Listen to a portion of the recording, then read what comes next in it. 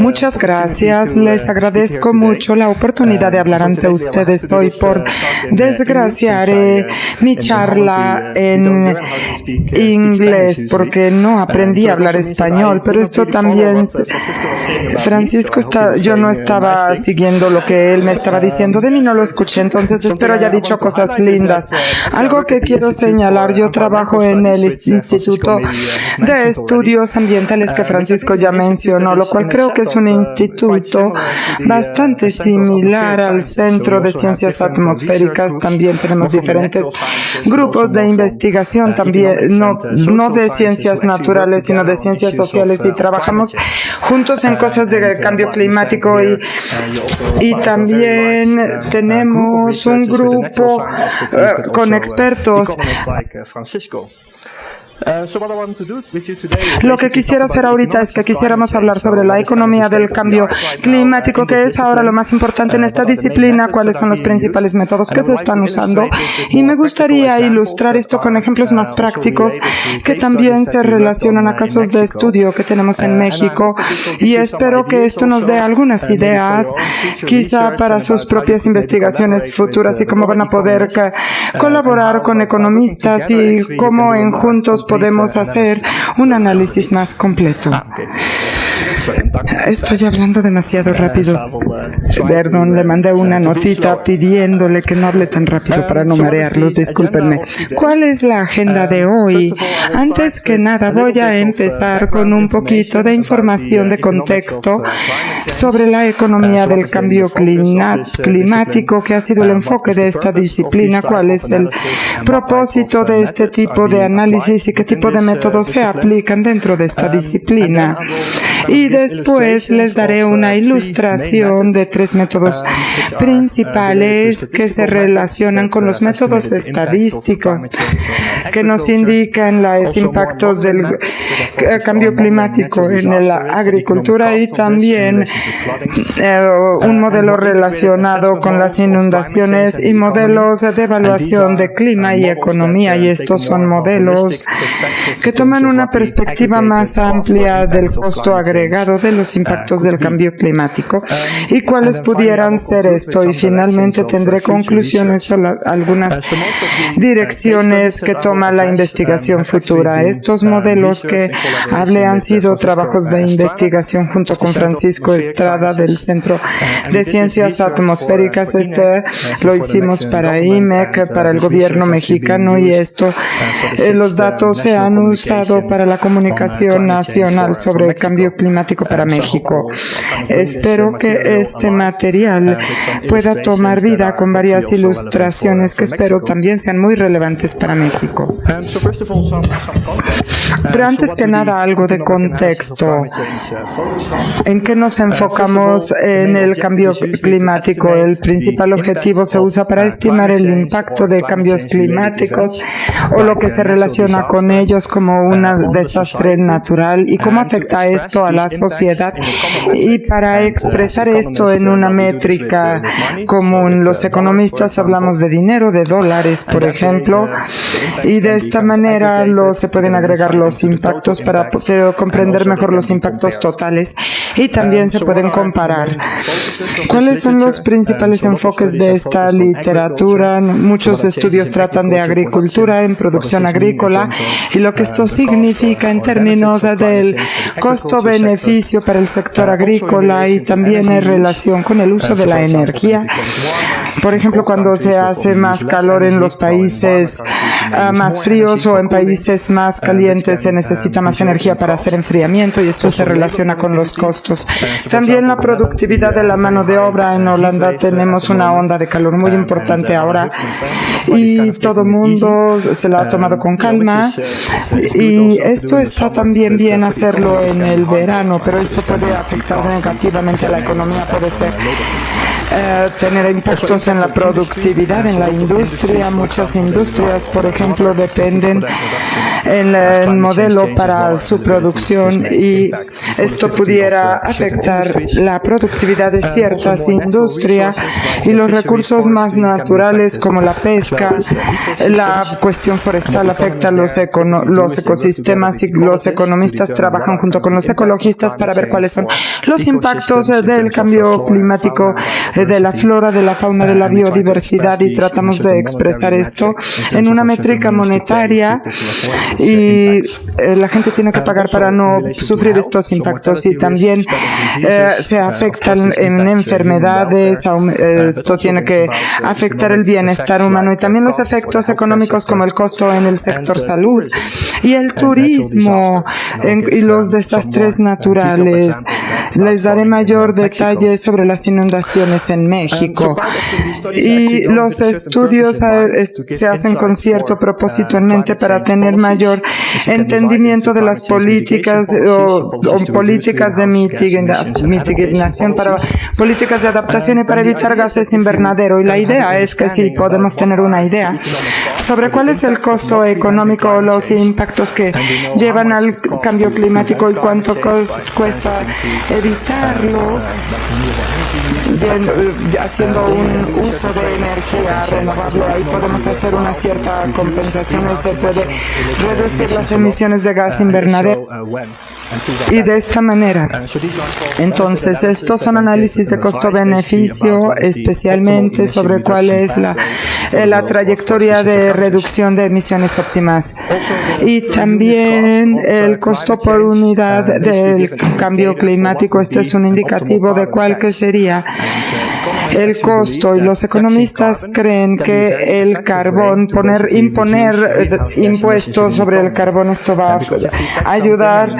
Y si haces que algo sea más costoso, es un incentivo para que se use menos de ello y para usar energía alternativa que reduzca el CO2. Y llegar al nivel óptimo del impuesto del carbón es el costo que no se relaciona con la unidad de costo en la economía. Y también para las políticas de adaptación, si tenemos cierta comprensión sobre cuáles son los impactos de cambio climático en el nivel local, por ejemplo, en términos de desastres naturales o inundaciones, podemos usar esta información para hacer políticas para evitar estos efectos. Por ejemplo, hacer un análisis costo-beneficio sobre qué tipo de políticas de adaptación son adecuadas. Y esto se los voy a mostrar con un modelo de inundación en México. Ustedes entienden cuáles son los costos de la inundación en ciertas áreas y cómo estos costos cambian o aumentan en el futuro. Lo podemos usar esta información para hacer una compensación, para invertir a nivel mundial en niveles de mitigación.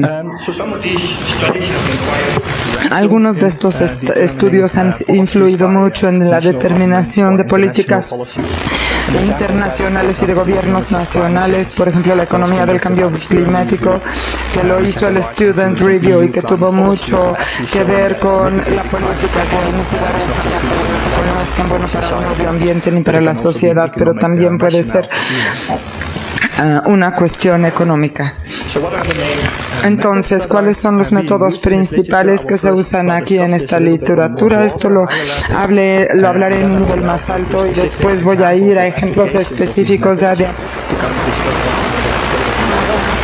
más avanzado ahora que podemos aprender de este tipo de enfoques, y más tarde también hablaré cuáles son las cuestiones que deben ser cubiertas por la exploración futura. Hay muchos métodos estadísticos que se aplican y en un sentido muy amplio la idea es que si ven el mundo ahora, sabemos que ya hay mucha diversidad en los sistemas climáticos que ya están afectando cómo se desarrollan las economías locales, y podemos ver estas diferencias entre los países, pero también en países más grandes. Por ejemplo, México ya ha tenido una influencia en cómo el sector agrícola en diferentes áreas de México se han desarrollado.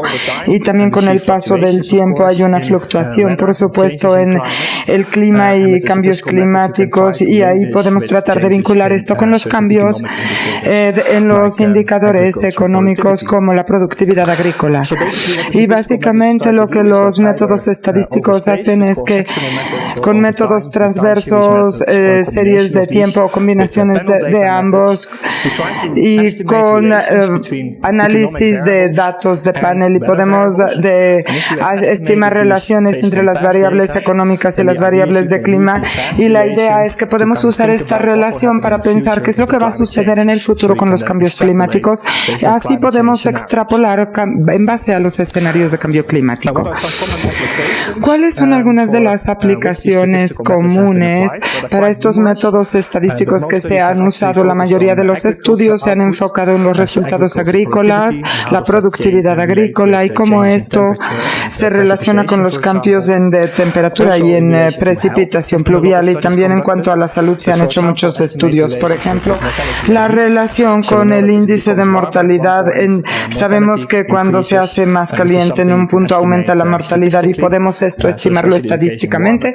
En países más calientes o en países más fríos, la relación pudiera ser opuesta y todos nos hemos enfocado en enfermedades particulares como por ejemplo el paludismo que se produce por cambios en el clima. Por ejemplo, el uso de energía. El estudio de Francisco estimó esto para México y mostró que al hacer más calor hay menos energía que se usa para calentar. Esto es un efecto positivo para la economía mexicana, pero también encontramos que al hacer más calor se usa más energía para enfriamiento y esto domina o elimina la necesidad de tener más calefacción. Y ves que México realmente necesitará más energía si hace más calor. Otros estudios se han enfocado más en indicadores del bienestar, lo cual se ha estimado y se han hecho estudios con diferentes organizaciones que estiman la felicidad de la gente en una escala de 1 al 10, y también podemos examinar cómo esto se relaciona en diferentes regiones de clima. Si muchas áreas donde se aumenta el calor se están haciendo menos felices, esto se relaciona con diversos eventos. Hice un estudio en Francia donde veíamos los efectos y cómo esto afectaba la felicidad de la gente, y por supuesto la felicidad es menor si estás en una inundación, y encontramos que este efecto dura mucho para la gente. Esto es un efecto traumático y esto afecta negativamente el bienestar, y también sabemos que la gente está más feliz y tiene más dinero. También hay una relación entre la felicidad y los ingresos. Tu caída en la felicidad puede también deberse a un desastre natural. Cuanto más ingreso necesite la gente para compensar, y también pueden ver cuáles son los efectos de la felicidad en términos monetarios. Esto tiene que ver con la relación más directa con la economía, cómo los resultados económicos de una región se relacionan con el clima, y esta gráfica nos muestra una relación estimada por Burkeo. Se acaba de publicar en la revista Nature, pero aquí ve la temperatura promedio que está sobre 30 grados en diferentes áreas y cómo esto se relaciona con el PIB per cápita. El ingreso por persona es una relación estimada, y esto implica que hay un punto óptimo en el cual la productividad económica peor país es la más alta y para cierto nivel de temperatura, pero al hacer más calor la felicidad puede declinar. Y si hemos estimado esta relación donde vemos países ubicados en esta región, el resultado económico va a aumentar, pero si están más ubicados en esta región, el resultado económico va a caer y se relaciona con que la temperatura suba. Hay métodos estadísticos, otros enfoques se han enfocado más en hacer el modelado. Este es el método enumerativo, y esta es una traducción de los modelos físicos, y sé que muchos de ustedes hacen un modelo físico con implicaciones económicas. Esto tiene que ver con un enfoque. Para agricultura tenemos diferentes modelos que estiman cómo cambia la productividad de ciertas cosechas debido al cambio climático. El valor de estos cultivos puede multiplicarse, y podemos ver cuál es su valor económico climático, y aquí podemos estimar el costo de esto con menor resultado para el sector agrícola. Otros ejemplos se enfocan en el aumento del nivel del mar. Hay muchos modelos que predicen diferentes escenarios para diferentes áreas y se basan en la elevación de la tierra cuando la tierra se va a perder. Si sube el nivel del mar, y esto se puede usar también para turismo, para agricultura, y también podemos pensar si hay un aumento en el nivel del mar, quizá podemos proteger con diques, pero esto es un costo de adaptación. Este es un método de modelo que se puede usar para ver el costo del aumento del nivel del mar en ciertas áreas. Y nos hemos enfocado más en desastres naturales porque son eventos locales y tienen diferente tipo de riesgo, o por ejemplo un incendio, y aquí podemos simularlo con modelos de catástrofes. Son modelos físicos de cómo las características de estos eventos cambian, y también podemos estimar cuáles son los costos económicos de este tipo de efectos, y les voy a dar otros ejemplos más adelante. Para inundaciones en México, y estos modelos se enfocan en sectores muy particulares, partes de la economía en particular, pero también hay mucha de la literatura. ¿Cuál es el modelo de evaluación integrado? Esto toma un modelo más amplio para ver cuál es el impacto total del cambio climático en ciertas áreas, y al hacer el modelado de una manera integrada el sistema de clima con el sistema económico. Estas son representaciones sencillas de diversos mecanismos que también tienen una ventaja porque son muy flexibles, se pueden usar en muchos escenarios. Por ejemplo, ¿cómo se ve el modelo climático? Básicamente tenemos emisiones de gases invernadero en los modelos. Esto se traduce en concentraciones de gas invernadero, y en base a la sensibilidad del clima podemos calcular cuál será el aumento de temperatura, y esto es un resultado de un modelo económico que se estima en base al aumento de temperatura, cuál puede ser el impacto económico, la exposición económica, y también algunos modelos consideran no todos los impactos se dan, porque también se reducen las emisiones de gas invernadero. Esto también puede ser costoso, y para juntar estos que van a influir en el resultado económico del país. Y de nuevo, esto también se tiene que ver con las emisiones de gas invernadero, y de esta manera podemos hacer un modelo de todo el ciclo de cambio climático y economía de una manera cíclica, y les daré un ejemplo de una representación más sencilla de este modelo más tarde. Vamos a ver algunos ejemplos que hicimos para el proyecto mexicano con Francisco Estrada.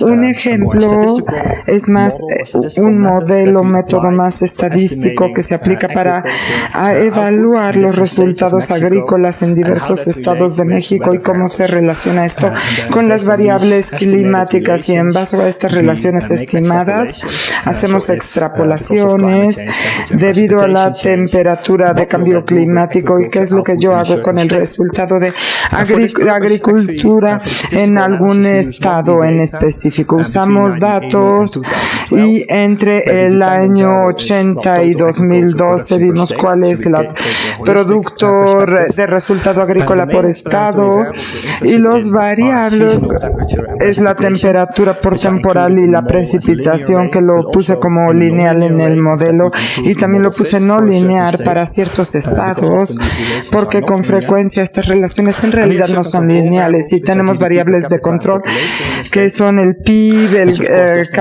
per cápita por población, y este es el resultado agrícola en un área, que es por lo tanto que por lo que usamos métodos estadísticos y vemos el modelo, y esto básicamente son controles espaciales para variables que influencian a la productividad agrícola, y ahí tiene un correctivo, el mismo modelo, las interacciones entre variables de clima clima se estiman por estado, incluyendo interacción con variables DOMI, porque por supuesto en cierto estado se hace más calor y se vuelve más seco, y la agricultura tendrá que hacer cambios que no se incluyen en otro clima. Esto hay que también considerarlo. Y brevemente voy a pasar por algunos de los resultados y me voy a enfocar para que ustedes puedan aprender de este análisis cuáles son sus entregables en términos de conocimiento para políticas de adaptación en este caso. Es una imagen general de todas las extrapolaciones que hicimos para los diferentes estados y sé que no podrán leer los detalles de estos gráficos, pero estoy suponiendo que les explicaré más tarde esto. Esto nos da una idea de la imagen. Es una gráfica por un estado y muestran la productividad agrícola en un estado hasta cierto punto, y en base a la relación estadística hemos extrapolado lo que ha pasado o lo que sucederá con la productividad agrícola y después el cambio climático en el RCP 8.5 como escenario. En estas proyecciones vemos variaciones, especialmente este es el caso de que hay ciertas incertidumbres o no sabremos cuánta lluvia caerá, y aquí hemos tomado en cuenta esta incógnita. Si vemos la imagen, hay unos cuantos países donde pudieran mejorar los resultados agrícolas. En la mayoría de los estados más bien se verán afectados negativamente. Aquí tengo ejemplos en más detalle. Esto nos muestra resultados de Tabasco en particular y de Tamaulipas, y de nuevo aquí mostramos la variación histórica en la productividad agrícola en el pasado en cierta área, y en base a las extrapolaciones estadísticas aquí está lo que pensamos que pudiera pasar con el promedio de productividad en el futuro. Para en Tabasco es un severo declive, pero también hay cierta incertidumbre en este diagnóstico, y lo mismo con Tamaulipas. Aquí también vemos declives sustanciales en la productividad agrícola. ¿Cómo debemos interpretar esto? Es exactamente una visión de lo que sucederá con la agricultura en el año 2060, y la respuesta es por supuesto que no. Esto no se va a materializar en la práctica porque hay oportunidad para que nos adaptemos. Se puede cambiar las prácticas agrícolas en términos de irrigación, por ejemplo. Algunos cultivos ya no querrán darse, pero habrá unos que sí. Entonces, en el clima futuro tendrás que cambiar tu temporada de siembra. Pero ¿qué aprendemos de esto? Podemos aprender de esto que las prácticas actuales se vuelven menos viables en el futuro en cierta área. Básicamente esto quiere decir que algo tiene que suceder. Tiene que haber una política agrícola implementada para ayudar a los agricultores a asegurarse de que estos impactos negativos no los afecten tanto. Es uno de los conocimientos que obtenemos de este tipo de análisis. Does that represent the variability of the system? Because it's very physical to me that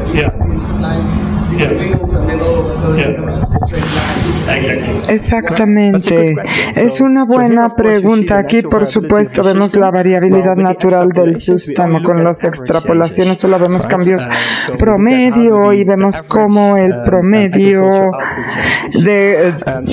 cambia en los resultados agrícolas. Y bueno, ¿de dónde viene esto? Esto viene de la incertidumbre en el pronóstico de cambios en temperatura y precipitación pluvial. Aquí solamente vemos cambios promedio. Discúlpenme, ¿tienen micrófono? Por favor, por favor. No, este es el resultado agrícola en un área. Y se relaciona con el dióxido de carbono. Aquí solamente en el futuro se pasa en el escenario RCP 8.5 y la gráfica nos muestra esto. Tiene que ver con el cambio promedio de agricultura. Muchas gracias por sus lindas preguntas. Esto se basa en un enfoque estadístico y también podemos tener modelos más físicos riesgos, y esto también es un comparativo que hicimos en este proyecto, y básicamente esto nos muestra una predicción de unos modelos de plantaciones agrícolas, y tiene que ver cómo cambian la productividad de los cultivos uno por uno por tipo de producto. Es maíz, trigo, frijol de soya, arroz, sorgo y caña de azúcar. ¿Y cuáles son los efectos totales en un periodo de 100 años de los cambios totales en esta productividad de los cultivos expresado en valores, y se expresa como un porcentaje de la producción actual en un estado singular? ¿Esto qué significa? Que para este estado estamos como en 45% en este estado. Esto básicamente quiere decir que las pérdidas de cultivos por estado está en 450 en la producción actual. Esto básicamente en un periodo de 100 años perdemos como 4.5 años de producción agrícola debido al cambio climático. Esto es muy alto para este estado, y por supuesto para otros estados el efecto es menos severo. Esto que nos indica en total nos muestra que el costo acumulado durante esta temporada pudiera perder el 1.8 veces la producción agrícola por año. Este es un número muy importante, pero también no necesariamente es un desastre. Esto también puede ser indicativo de que se puedan poner políticas para poder superar esto. Este era el ejemplo para agricultura, y ahora me voy a ir a otro ejemplo, y este ejemplo se aplica más al modelaje y al método para estimar el riesgo de inundación en México en diferentes estados y cómo esto pudiera cambiar con el paso del tiempo. Pero muchos de estos estudios se han realizado en todo el mundo, pero si vemos los datos desde una perspectiva global, podemos ver que las pérdidas por daños en desastres naturales aumentan rápidamente en las últimas décadas. Muchos estudios se han preguntado por qué, pero obviamente tenemos más gente y más exposición demográfica en áreas que se pueden inundar, entonces el riesgo sube, y también pudiera haber un cierto efecto de cambio climático en ciertas áreas, pero todavía no lo estamos dominando. Entonces es importante saber para las políticas de gestión de inundación dónde se ubica la gente en la parte más arriesgada en términos de la inundación, que puede cambiar para el futuro, y qué tipo de política se puede tener. Por ejemplo, una estructura antidesastre. Si ustedes quieren hacer estos análisis estadísticos, son complicados de hacer porque en un área en particular no hay tanta información sobre daños por inundación disponibles, porque estos son eventos de baja probabilidad, y por ello la mayoría de la literatura se enfoca en modelos hipotéticos que manejan diversas áreas de severidad y ven qué áreas se pueden inundar, hasta dónde llega la inundación, y pudieran ver cuál es el impacto económico en base a estos valores de exposición. Y otra cuestión muy avanzada es hacer esto probabilístico para tener diferentes tipos de inundación que se hacen con diferentes probabilidades, y de esta manera nos podemos dar una idea de el riesgo promedio, y esto nos lleva a la situación actual y a la situación en el futuro en cuanto a escenarios socioeconómicos, y este modelo se ha sido aplicado. Por ejemplo, hay modelos mundiales. Mi colega Philip Watts hizo un estudio mundial sobre las cuencas de ríos en el mundo para estimar cuáles son las tendencias de cambios en riesgo de inundación y para indicar qué tipo de áreas van a presentar riesgo aumentado, y los sistemas internacionales se pueden necesitar para tener políticas adaptativas. Y también lo hemos hecho este estudio por países. En Holanda 60% de la tierra puede inundarse. Lo que hicimos, dividimos el país en diferentes áreas. Algunas están protegidas y ya cuentan con diques protectores, y el análisis de riesgo se ha implementado para todas estas áreas para estimar cómo puede cambiar el índice de riesgo y qué tipo de políticas anti-inundación se pueden tener que son económicamente efectivas, y se tienen diferentes escenarios. Y también este modelo también se ha usado en una escala de ciudad de manera local. Lo hicimos para la ciudad de Nueva York, y aquí presenté esto hace unos años. Aquí para cada edificio se ve si se puede inundar o no, qué tan alto sería el daño, y esta información que usamos donde necesitamos políticas o elevarlos o reforzar a los edificios para evitar el daño por inundación. También en la implementación de nivel local también se están realizando. Les doy dando un ejemplo de estudios por país. Aquí en México, ¿cuál es el propósito de este estudio? Y dentro del estudio estimamos el riesgo por daño de inundación por estado, y usamos esta información para determinar dónde es óptimo económicamente tener protección contra la inundación, y si es óptimo económicamente, o si los diques deben estar en cierto río, qué altura deben tener en una de 20 inundaciones o una entre 50. Pero esto también nos puede dar un indicativo de cuántos fondos se requieren para adaptarnos a cambio climático, cuánto dinero necesita para construir estos diques. Por supuesto, ustedes conocen México mejor que yo. Hice un ejemplo de 2013. México fue afectado por dos grandes tormentas que causaron inundaciones. Esto nos lleva a las preguntas: ¿cómo vamos a cambiar en el futuro? ¿Y qué podemos y debemos hacer al respecto? Básicamente, ¿cuál era el método que aplicamos? Hicimos uso de diferentes modelos de peligro para simular qué partes se podían inundar con diferentes severidades y qué tan alta llegaría el nivel. Para riesgo mundial hicimos esto con imágenes, se llama GLOB. Esto se dio en muchas publicaciones, y esto nos da mapas de inundación durante un periodo de tiempo. Por ejemplo, una inundación que se da frecuente, una por cada 5 años o una en cada 1000 años. Y también corremos diferentes escenarios climáticos en el futuro para ver cómo los mapas de inundación cambian en el futuro en diferentes escenarios RCP y el costo de la inundación. Usamos un análisis que fue publicado por un agente de comunicación masiva, y esto también nos da mapas de inundación para el mismo periodo, diferentes severidades, y ahí vemos cómo el riesgo va a cambiar para diferentes niveles del mar: 40, 63, 100, 150 centímetros, para unos aumentos severos del nivel del mar. Y por supuesto, eso es solo el peligro. El modelo completo cambia más. Aquí este es un modelo de peligros.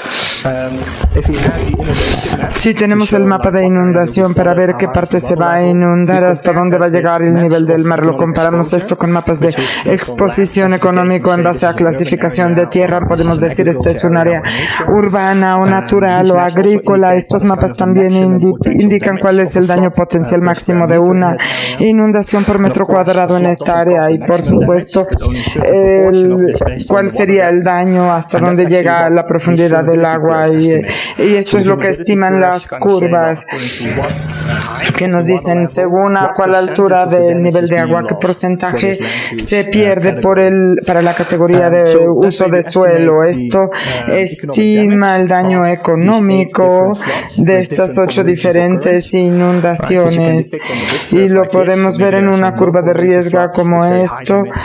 Algunas inundaciones causan muchísimo no inundación también hay inundaciones de alta probabilidad. Y si tenemos esta información, podemos tomarla integral y ver qué áreas están realmente en riesgo.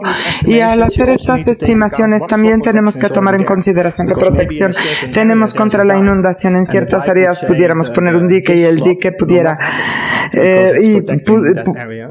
estar protegiendo esta área, pero quizá no se protege contra la inundación. Usamos estándares para poder asegurarnos de alguna manera contra esto, y podemos ver cuál es el riesgo de inundación reducido en un área. También podemos usar en un análisis para determinar cuánta protección contra la inundación requieren, y también pueden ver si necesito diques o de qué largo, de qué alto, cuál es el costo de inversión en el costo de mantenimiento en ciertas áreas. Si se han estimado el costo, también pueden hacer una compensación económica para ver cuánto daño estamos viendo, y ahí tenemos ciertos beneficios con ciertos diques.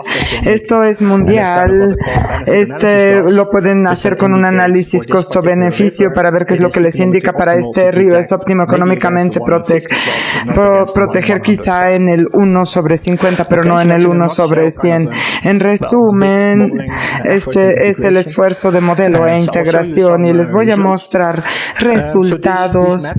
Estos mapas nos muestran el riesgo de inundación anual con una escala de 0. Esto es 30,000 millones de dólares al año. Esto nos muestra del clima actual, y también estimamos cómo estaría esto en el futuro, solo considerándolo con desarrollo socioeconómico. Si hay mayor cantidad de población viviendo ahí, por supuesto el riesgo de inundación sube. Lo puedo ver esta comparación. Esto es un impacto de un año. Crecimiento económico en México se predice que se será alto a largo plazo, y lo podemos ver que nos da las zonas de mayor riesgo.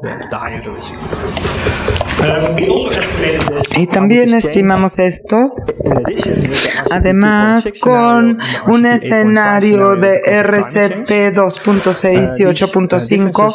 Estas diferencias son menos viables, pero tienen que creerme. Si ven los números ocultos en el centro de México, especialmente en el RCP 2.6, algunas áreas de alto riesgo pudieran reducir su riesgo. El riesgo mayor se ubica en Tamaulipas y Veracruz.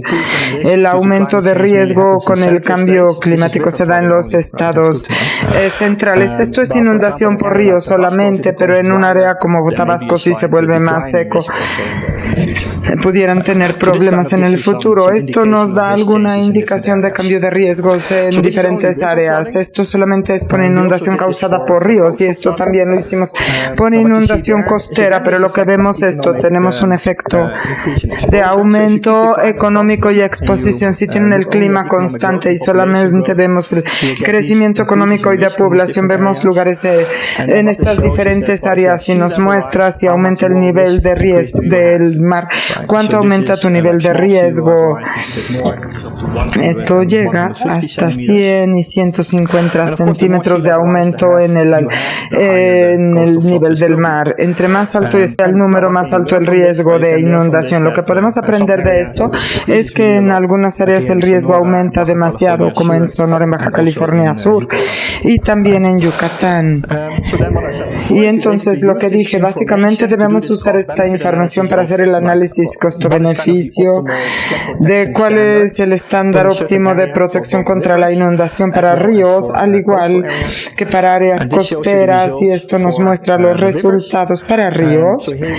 Y aquí vemos los estándares de protección de inundación. Esto pudiera permitir que la inundación se diera cada año, y de ir de 1/100 nos debemos proteger contra una inundación de esta clasificación, 1/1000, y encontramos que incluso en la condición actual es deseable económicamente mejorar la protección en la mitad de los estados. Y si tenemos cambio climático, especialmente en el escenario RCP 2.6, para protegernos contra las inundaciones más fuertes, usualmente el estándar de protección óptima se vuelve 1/25. 5, 1 en 50 es el tipo de inundaciones que podemos prevenir, pero no los más severos. Y también podemos ver que en el escenario RCP 8.5 la inundación está declinando en ciertas partes, y también tenemos que la protección declina, pero también los hallazgos importantes de estos diques pueden reducir mucho el riesgo. Dependiendo del estado, los estándares reducen el riesgo entre 15 y 95.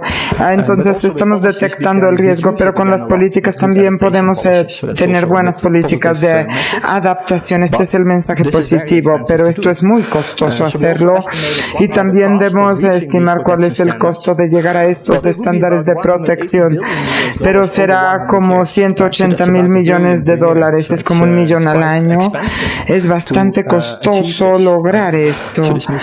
Esto significa que necesitamos un fondo de adaptación bastante grande.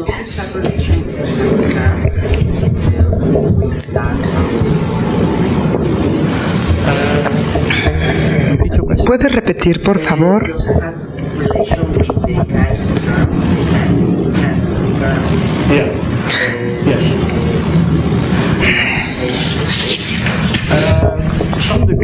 Hasta cierto punto sí, el daño económico se relaciona con el tipo de uso de suelo. En áreas urbanas es más costoso que en áreas rurales, y hasta cierto punto el modelo de peligro considera características locales, pero para estimar el costo tomamos costos unitarios promedios de construir un dique según su alto y su largo y su costo de mantenimiento. En cierta área pudiera ser que construir el dique sea más complicado debido a la estructura del suelo, y pudiera salir más costoso que en otra área, pero no es algo que hayamos considerado para esto aquí.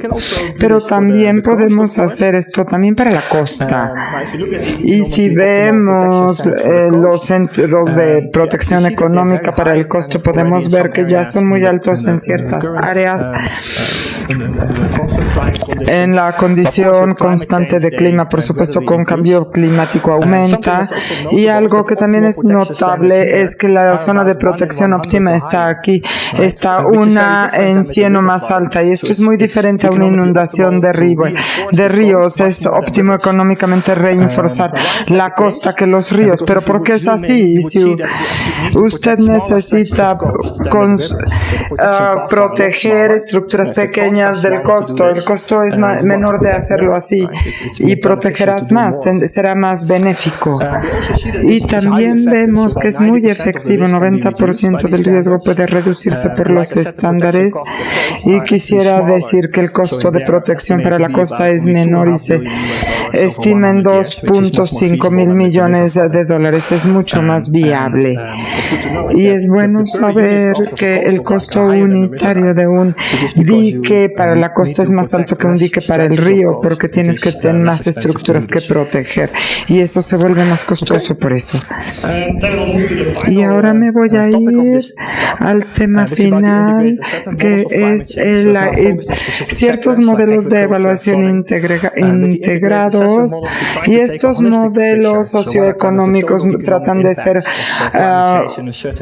muy amplios, lo cual está estudiado para unas funciones de daño, y se implica también que los modelos pueden ser muy flexibles, se pueden poner con muchos escenarios de políticas y de cambios climáticos. El modelo lo que trata de hacer es estimar cuál es el impacto del cambio climático en cierta área, y ahí podemos aprender algo sobre esta política de adaptación, pero también lo podemos hacer con un análisis costo-beneficio de la reducción de las emisiones, qué tanto debemos reducir la emisión de gases invernaderos para prevenir esto, el costo de la emisión y los beneficios para evitar el cambio climático, y hay que buscar el punto de equilibrio. Estos modelos integrados están ahí, pero tres son los que tienen mayor influencia: el modelo Dice Rice hecho por el señor Nordhaus, el modelo Fond por Richard Antoff, y el modelo Page por Chris Hope. Entonces yo les voy a mostrar los resultados finales de estos modelos y ver qué es lo que yo he aprendido de ello. Algunos elementos y también cómo estamos con la ayuda de Francisco tratamos de superar algunos de los retos que se nos presentaron. Primero, ¿qué es lo que hemos estado aprendiendo en los costos totales económicos del cambio climático? Esto, Richard Toll hizo esto, es el costo estimado total del cambio climático y es un cambio en ingreso y esto tiene efectos positivos, 2.5 de aumento en ingreso. Esto, el declive, los puntos son del estudio y esta línea es un estimado central y son los intervalos de confianza, el intervalo superior y el inferior. Si pensamos esto de calentamiento global, por supuesto ya está atrás de nosotros, ya lo tuvimos en el pasado, 1 grado aquí y esto nos indica que pudiera haber efectos económicos negativos debido a esto, porque pudiera haber problemas para la parte agrícola, pero si hay más calentamiento, los efectos se hacen más y más negativos. Este es el mensaje principal aquí, pero también nos muestra el intervalo de incertidumbre, que también nos indica que necesitamos hacer más trabajos aquí para tratar de limitar las incertidumbres.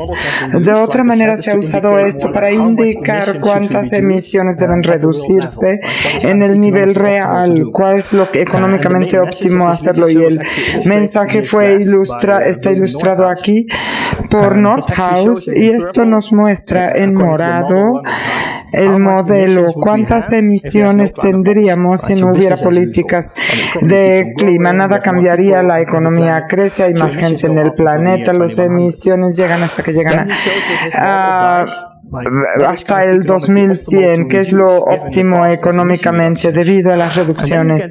Y aquí tenemos esta curva azul, reducir las emisiones, pero permites que aumenten un poquito hasta la parte de la mitad del siglo y después van a declinar. Esto implicará, por ejemplo, que hará mayor calentamiento que lo que establece el Acuerdo de París, y esto vamos a tener aquí un índice de descuento. Básicamente dice que el daño futuro se valora menos en los estimados actuales que el crecimiento económico o la pérdida de $1,000 millones, que va a importar menos en el futuro que justo ahora. Es una suposición y con un alto indicativo de baja de descuento en una pérdida de un año es 6% menos que si sucediera en la realidad. Esto está sujeto a mucho debate porque Stern incluso dice que esta tasa de descuento es muy alta, porque si nos interesa la capital social de las innovaciones en el futuro no debemos hacer un descuento sino tratar el impacto de manera más igualitaria. Quizás debemos usar una tasa de descuento como de 2.5%. Esto es muy diferente, por supuesto, y básicamente esto significa que tenemos que empezar rápidamente a recortar las emisiones y llegar a 0 emisiones para 2040.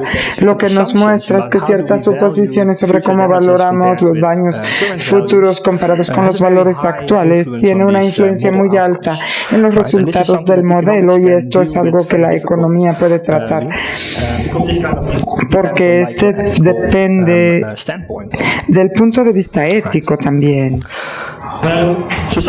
Algo más que es bueno saber es que la mayoría de estos modelos son muy agregados, son modelos mundiales que estiman el impacto económico mundial. Algunos son más regionales, y si son regionales dividen el mundo en 12 a 30 regiones.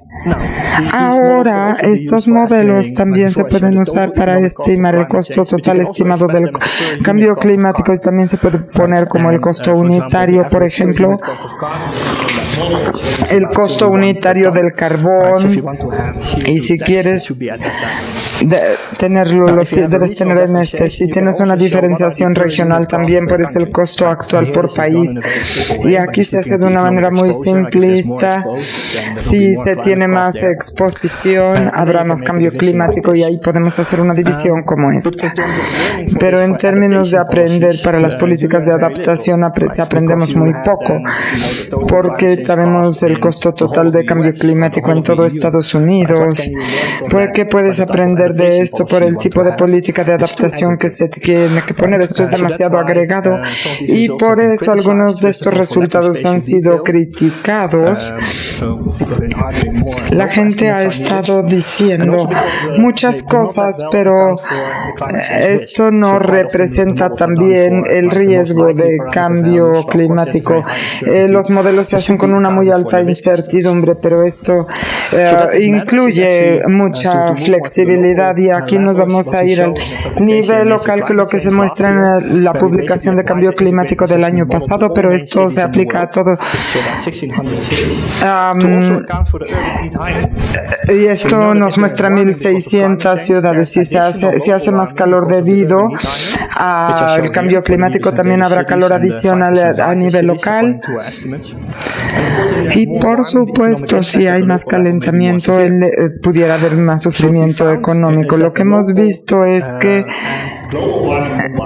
se combina el calentamiento local y el mundial, y esto nos lleva a daños de 5.5% de los ingresos, y encontramos que esto representa el calentamiento local tiene un efecto en la economía, y este modelo también estima cuánto calentamiento vamos a reducir con ciertas medidas de adaptación, cuáles son las mediciones, y entonces aquí podemos ver diferentes combinaciones que incluyen pavimentos de control de calor y también más áreas verdes, y cuál es la ganancia económica de esto, y diferentes combinaciones de esta política tienen el sentido económico o no, y hemos encontrado que si invertimos $1 en estas medidas, el rendimiento sería 1.5, y esto puede ser muy benéfico,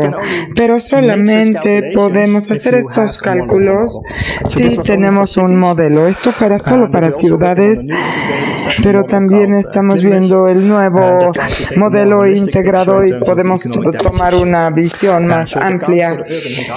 Y el efecto de la isla urbana y el efecto de exposición local, esto nos lleva más allá del daño económico, y también podemos tener modelos más físicos de cambios en la temperatura y en la precipitación, y esto representa la incertidumbre de diferentes proyecciones de crecimiento económico en diferentes áreas, y también tenemos un análisis probabilístico de cambios de temperatura y cambios en la lluvia, y viendo las incertidumbres de funciones de daño. Esta es una manera muy necesaria para comunicar estos riesgos, y también el modelo es personalizado porque considera diferentes tipos de riesgos, diferentes escenarios, etcétera.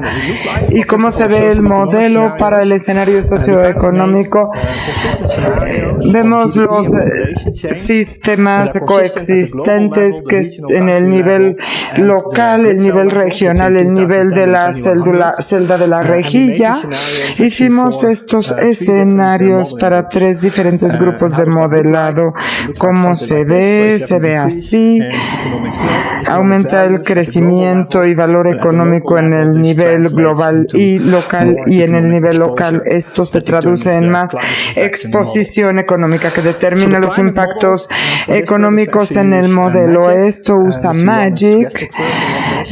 Ustedes tienen una versión de basada en la distribución alrededor de la sensibilidad del clima, y las proyecciones mundiales se traducen en predicciones locales a través de simulaciones estocásticas y de escala. Para regiones debe ser 0.5 para escenarios de diferentes que toman estabilización de gases invernadero, y cuántas reducciones de grados se prometieron en el Acuerdo de París, y cuánto también estamos tenemos, por ejemplo, los puntos que ya no se consideran. Para daños económicos y básicamente usamos diferentes funciones que traducen la exposición al daño y usamos el modelo también que conserva los daños y también tenemos otra versión que tiene que ver la persistencia de los impactos ambientales. Si tienes un daño económico muy alto en un año, esto pudieran también traducirse en mayor daño para el próximo año. Y también tenemos una función urbana que tiene que ver con los efectos de la isla de calor y todo esto se llevan en el nivel de la celda y se agregan a las regiones, a 13 regiones. Y como ya dije, básicamente incluye muchos sectores en términos de derivar estos puntos. ¿Qué se puede aprender de esto? Les muestro con la simulación que muestra el desarrollo de daño económico con el paso del tiempo. Esto es de $2,000 millones en un buen nivel del mar. Y esta simulación va a empezar a correr desde el año 2010 hasta el futuro. Y básicamente podemos ver que los niveles, estamos aquí en 2024 y aquí vemos altos daños económicos que se dan aquí. Y ahora estamos un poco más tarde en el tiempo, 2040, y vemos que algunas partes están aquí y son muy altas en cuanto a exposición económica. Esto es 2060 y también en África vemos más y más pérdidas ocurriendo y también en Europa.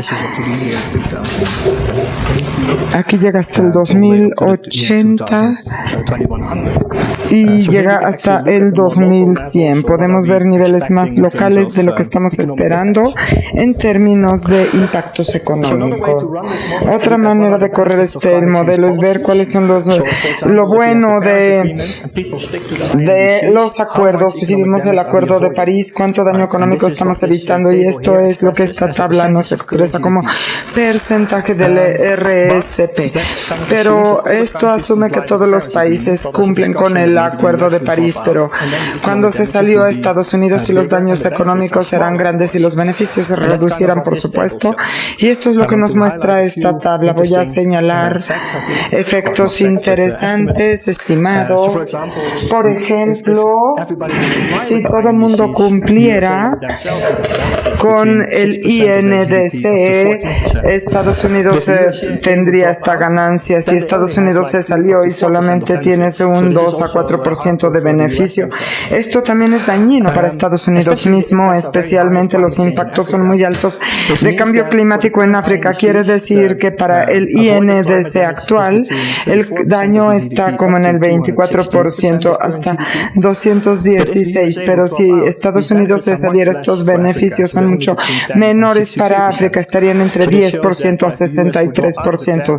Si Estados Unidos se sale del Acuerdo de París, los africanos van a ser los más afectados, y si vemos los resultados de México, ahora vemos que los beneficios del Acuerdo de París están entre 9 a 24%, mientras solamente si se va a Estados Unidos llegaría solo entre 3 a 7%. Este tipo de ejercicios nos indican que también vale la pena en términos económicos y que se cumplan los acuerdos de París y que contribuyan todos los países. Unos cuantos ejemplos del índice de riesgo y después voy a mi conclusión, debido a que otra manera de usar este modelo no solamente es ver los daños económicos, sino los efectos viables.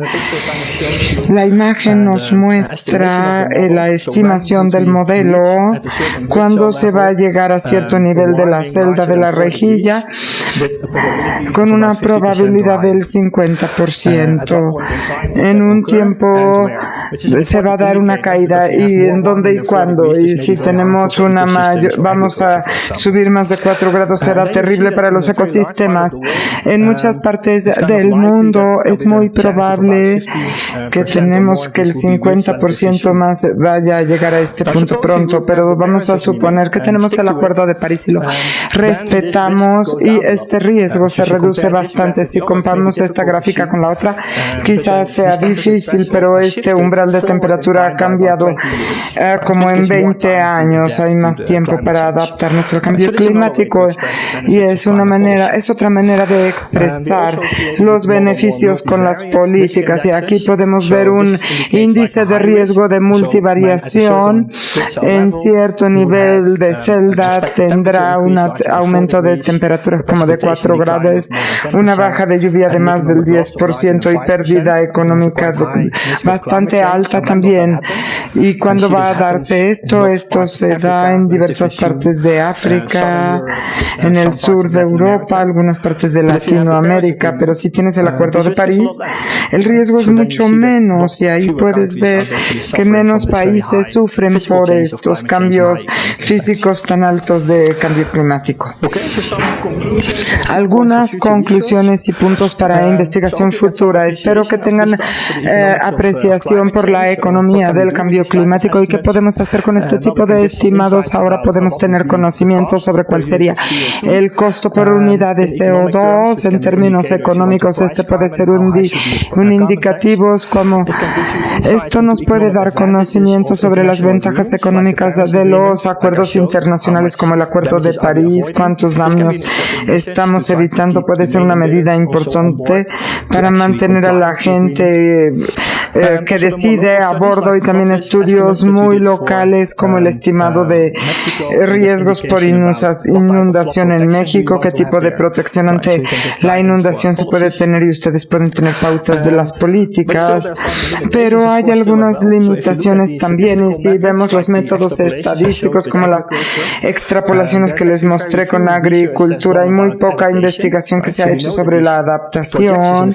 Estas proyecciones en el futuro nos harán porque los agricultores van a cambiar su práctica, pero ¿cómo las están cambiando para tener mayor lote de cultivo, pero también con los desastres naturales? Lo que les mostré para un estudio país por país donde estaba México, podemos tener un indicativo de dónde se van a aumentar los riesgos y requerirás protección, y dónde los vas a hacer necesitarás una evaluación local muy minuciosa. Y también la protección de inundación no puede ser nada más por diques, puedes usar otro tipo de medidas de protección, y esto es en lo que debe enfocarse la investigación futura. Necesitamos más análisis locales. Por ejemplo, el grupo de Jorge Sebana está trabajando aquí, él también participó en el estudio de todo el país que hicimos, pero este grupo de seguimiento con su análisis local es muy importante. También con los modelos de evaluación integrada creo que dimos un gran paso hacia adelante. Quizá estimados más locales de cambios en la temperatura y en la lluvia. Tenemos más estimados locales de la exposición económica, pero usamos curvas agregadas para África que traduce los cambios de temperatura en daño económico en base a la exposición local. Pero dentro de África hay países más ricos que les iría mejor que los pobres. Necesitamos representar esto para tener curvas de adaptación especiales para África. Esto es demasiada información, pero si quieren mi presentación, por favor mándenme un email y les mando mi presentación, y aquí ustedes podrán ver con mayor detalle mis estudios. Les agradezco por su atención. Thank you very much, Walter. ¿Preguntas?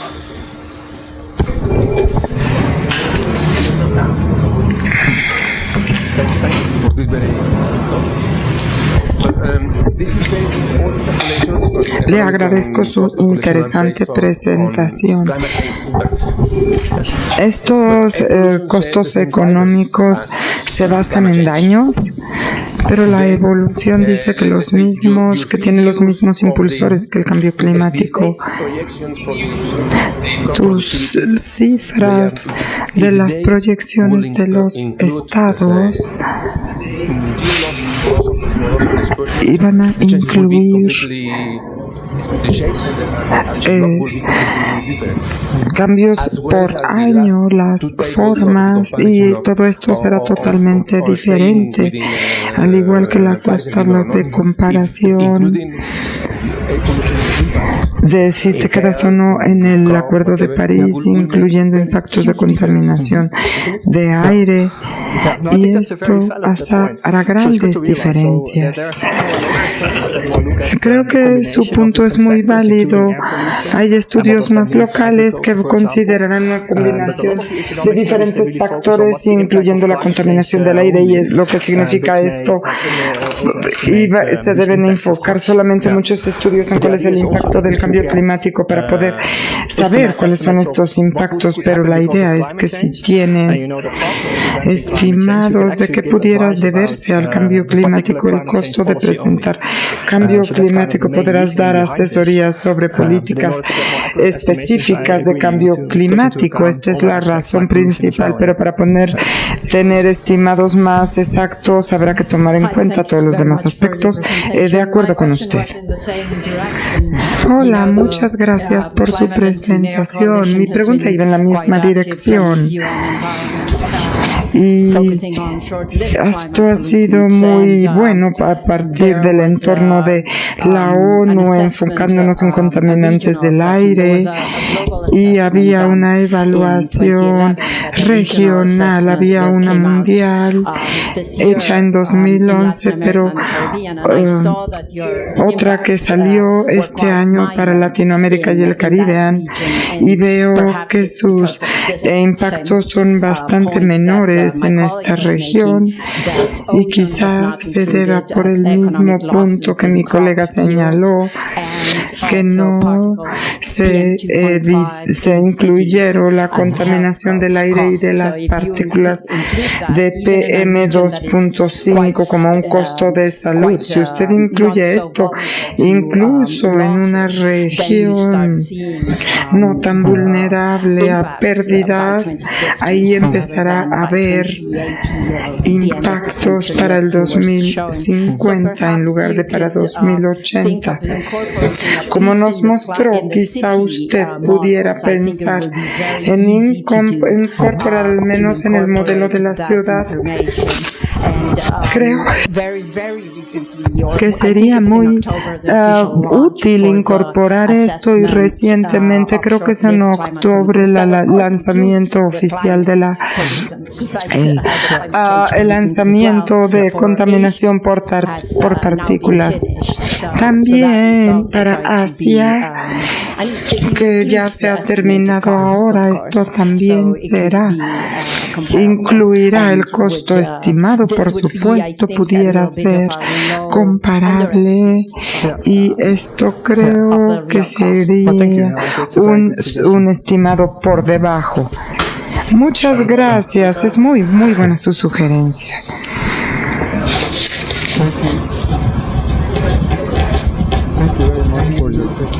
Muchas gracias por su presentación. Las grandes decisiones del planeta, creo que todos sabemos de este señor Don Trump,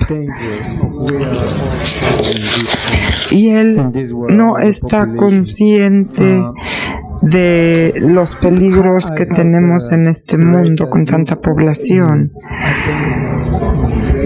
He leído que en Pensilvania usted estaba en el mismo lugar donde él estaba hablando, y por qué él no escucha a todos los expertos sobre los costos y beneficios para tener un mundo más feliz en el cual vivir. Creo que es una gran pregunta y que es muy fundamental, que me sería muy difícil a mí responder. En Estados Unidos se tiene todo el debate de cambio climático, es mucho más relacionado con política y un poco menos con la ciencia. Pero yo espero que con el tipo de trabajo que estamos haciendo, también las ventajas económicas de mitigar los cambios climáticos, esta información también puede usarse para que haya una manera regional de combatir el cambio climático, que solamente no sea limitar el cambio de temperatura para algunas personas. El concepto es demasiado abstracto, pero tiene diferentes impactos para diferentes sectores, para producción bioeconómica, y este tipo de investigación puede contribuir para tener mayor concienciación. Yo le iba a preguntar más o menos lo mismo, excepto que yo me preguntaba si usted iban a restringir las economías nacionales como quiere Trump, sin tener acuerdos de comercio. Esto realmente es una inquietud, porque ahora vamos a tener una guerra comercial entre los países, y yo me preguntaba si esto se pudiera incluir en su modelo. Ahora tenemos un limitante en el crecimiento de la economía y habrá menos emisiones. Pudiera decirme, sé que usted no quiere hablar mucho al respecto. No, el punto es bueno. Por ejemplo, creo que esto es algo lindo sobre el modelo de Cleanverse que desarrolló Francisco. Se puede correr con muchos escenarios, es muy flexible y podemos fácilmente ajustar el crecimiento socioeconómico o las políticas de cambio climático para ver cuáles son los impactos. Este modelo tiene que ser bastante flexible, y lo desafiante es que aquí lo vemos a largo plazo bastante, pero si lo ves como unos problemas comerciales que se dan justo ahora, y los impactos económicos han sido bastante menores. La pregunta es, ¿cuánto tiempo se quedará así? Es muy difícil establecer esto en política. El presidente Bush también tenía un problema con la gente, con los acereros, y esto lo canceló rápidamente. Es difícil incluir esto en un modelo a largo plazo, pero es posible tener diferentes escenarios. The last question. Es muy difícil realizar este tipo de análisis y estudios, ya lo noté, debido a la gran cantidad de variables que usted debe incluir. Pero, de hecho, estos tipos de estudios ya se han sido considerados por algún político, por Naciones Unidas o algunos países. ¿Cuál es el propósito final de esto? ¿Lo van a proponer? O una vez que esto esté mejorado, porque es cierto que no incluye cosas importantes, por ejemplo, el ozono y cosas culturales. Su pregunta es muy buena. Creo que depende del tipo de estudio que se realice. Por ejemplo, si usted ve el impacto de cambio climático sobre las políticas de adaptación, esto ha sido muy influyente, por ejemplo, para determinar, de ver cuál es la gestión de inundación en los Países Bajos. Esto no se pone como bajas, sino que el gobierno tiene que invertir para mejorar los estándares. Por ahora el gobierno está planeando gastar más de 1.000 millones por año para lograr el estándar, y esto ha sido propuesto por este tipo de estudios, y hay más ejemplos. Los estudios locales han tenido una gran influencia, y si hablamos más del nivel internacional, la negociación de políticas internacionales tiene que ver no solo con lo económico. El análisis económico ha tenido una gran influencia, ha sido prominente en alguna creación de leyes, de legislaciones, y también ha tenido su influencia sobre de la ley. Los estimados sobre el costo por unidad de carbón, y lo ha usado la EPA en Estados Unidos, lo han incluido en su legislación y tiene que usarse para análisis costo-beneficio sobre mitigación. Tenemos bastantes ejemplos, aunque los estimados son inciertos, algunos de estos lo pueden recoger los legisladores. Aunque, bueno, en particular para este estudio en México, creo que tú lo puedes responder mejor. Sincerely, we expect it to be taken into account. Up to now, for example, this is the Department of Economy in the INEC. They will play an important role in the sixth national communication and also for decision making. Hopefully. Les agradezco mucho, muchísimas